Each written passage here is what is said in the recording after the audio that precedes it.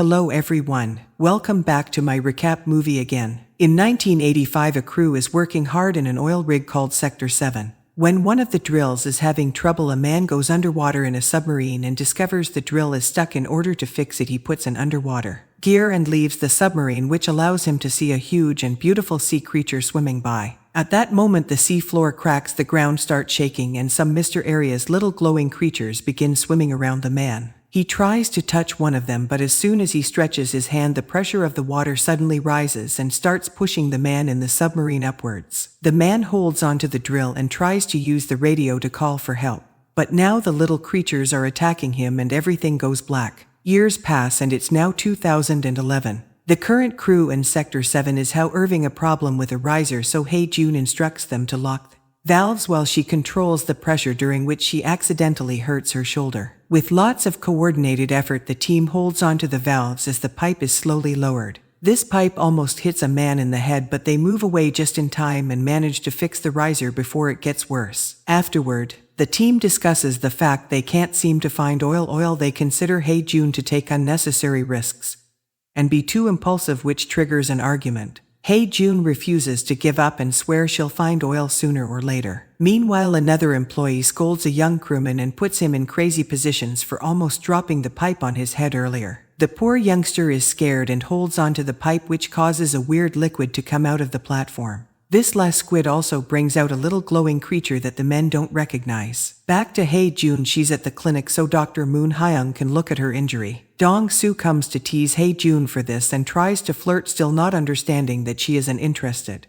The rest of the crew works on catching a bunch of those little sea creatures and puts them into an aquarium to study. Marine biologist The In-young explains that the creature are from a chemosynthetic ecosystem which exists under ours, but she doesn't understand how they found their way into Sector 7. While she's distracted talking to the others, she soon reaches inside the aquarium and retrieves one of the creatures. However, the little animal immediately puts out its tongue and hits Chi-soon on the face. Moments later, Chi-soon has a huge wound on his lips. When he enjoys taking the elevator, Chi-soon stops the doors and tries to give her a gift to confess his feelings for her, but she turns him down and forces him out of the elevator. Some time later, Captain Wang announces they received orders to leave the rig. Since they can't find oil, the operation has been cancelled. Hae-jun gets angry, saying that they shouldn't give up that easily, then stomped out of the room, refusing to give up. Dong-soo goes after her and tries to comfort her, but he only makes things worse. A few hours later, a helicopter drops German in Sector 7. He used to work here when he was younger and he's Hae-jun's uncle. Hae-jun meets him with a hug and everyone else has great respect for him because of his reputation in the industry. They prepare a special meal to welcome him properly. And suddenly everyone is showing off their scars, who long disapprove, saying scars are only signs of carelessness. But Hae-jun shows her own scar and says that the value of scars isn't something that their captain could understand. Afterward, Hae-jun looks at her family's old photograph and it's revealed her dad was the guy that died underwater years ago. Young man approaches her to comfort her and Hae-jun reminds him that she wants to keep on digging to find her dad. With this in mind, Joanne to the Tuhu Wang and announces he will talk to the board to get a few more months of work. He'll let her Wang take all the credit if they find oil, but he'll take the blame if they fail. The next day, young man gives a motivational speech to the crew and everyone leaves their handprints on the pipes for good luck. For 3 months the crew works extremely hard, and they finally manage to find oil. Now that the main problem is solved, they can catch a break. Young man likes to shoot plates to relax and keep his aim trained. Meanwhile, Hae-jun and Dong-soo have a race on their bikes. They ride around the rig at full speed and Hae-jun takes a shortcut through a staircase to make a big jump. However, when she's about to reach the end, Dong-soo manages to get there first by making a huge jump that impresses Hae-jun. Dong-soo reminds her that if he wants, she had to kiss him, but she's cheeky and barely pecks his face instead of giving him a proper kiss. Afterward, Hae-jun and one of the crew members put on their gear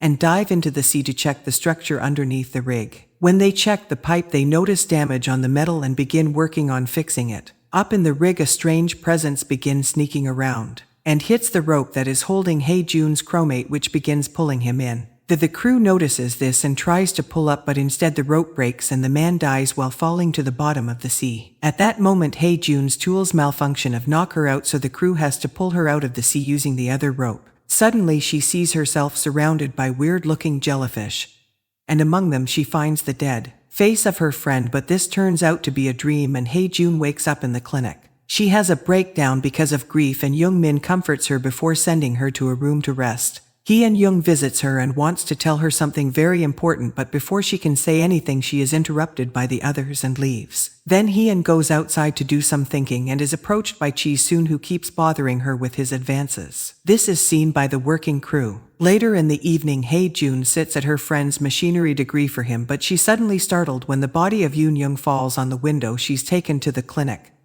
and Moon Hyung inspects the body, deciding that Hyun-young ended things for herself. Hae-jun refuses to believe it because Young-young wasn't in that state of mind. She also thinks the doctor is rushing the investigation. At that moment, Moon Hyung notices something else. There's male seed on the body, proving someone may have pushed her after all. The crew immediately get suspicious of Ji-soon and 2 crew members go to find him. Ji-soon swears he didn't do anything, but the others beat him up to capture him. At the clinic, Moon Young is looking at the seed under the microscope and discovers there's something different about it. At that moment, the guys come with Ji-soon to show in the body, and Ji-soon immediately starts crying to be sure of the evidence. Moon Hyung asks them to get hair from Ji-soon for a DNA test. Meanwhile, Hae-jun remembers Ji-joon tried to tell her something and guess something is wrong, so she goes to inspect the laboratory. She hears a noise coming from a cabinet, and when she opens it, she's startled by a creature, but it's just a rat. Then she looks outside the laboratory and discovers that substance that looks like male seed leaking out of the pipes. In the clinic, Moon Young is doing the DNA test when he suddenly hears something.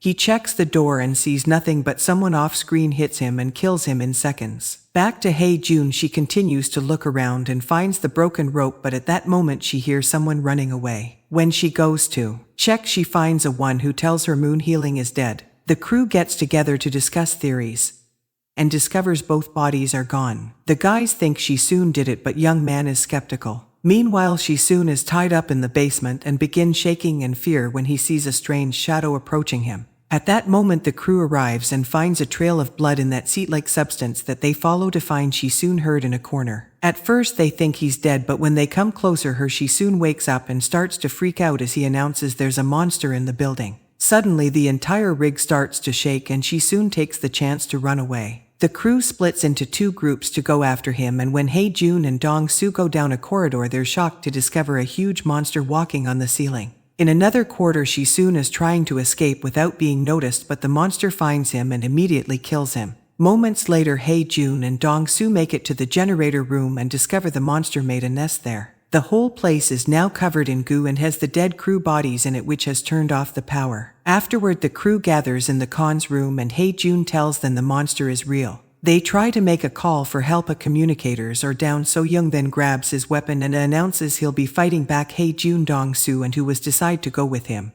And they start making their way down the corridors to find the monster. Instead, they end up finding another 2 crewmen, and the noise they make gets the attention of the terrifying creature, who shows up behind the duo. Hae-jun and German want to shoot, but they don't have a clear aim. Young man asks the guy to move the clutter, but he misunderstands and begins clapping instead. At that moment, the creature reveals its long tongue and catches the crew member to begin tossing him around, hurting him by beating him against walls and clutter. Hae-jun and Young Min take the opening and come closer to shoot at the monster, allowing the 2 crew members to escape. The monster falls to the ground for a few seconds, but it turns out it's only taking a moment to recover from the bullet wounds, and now it's ready to attack again. Then Young Man takes out a lighter and starts a flame before throwing it at the monster, who immediately catches on fire. Furious, it begins chasing the crew, who runs away and tries to close the door behind them, but the monster easily pushes it down. Next, the crew gets inside the elevator, and the monster crashes against the door, unable to break this one. However, it finds the window and it breaks it, make its long tongue come through. The crew dodges every attack, and when Hae-jun sees an opening, she cuts the tongue down with an axe. Afterward, the crew goes to the lab and takes care of their wounds, while Captain, who won't get suspicious of German, saying he volunteered to come back to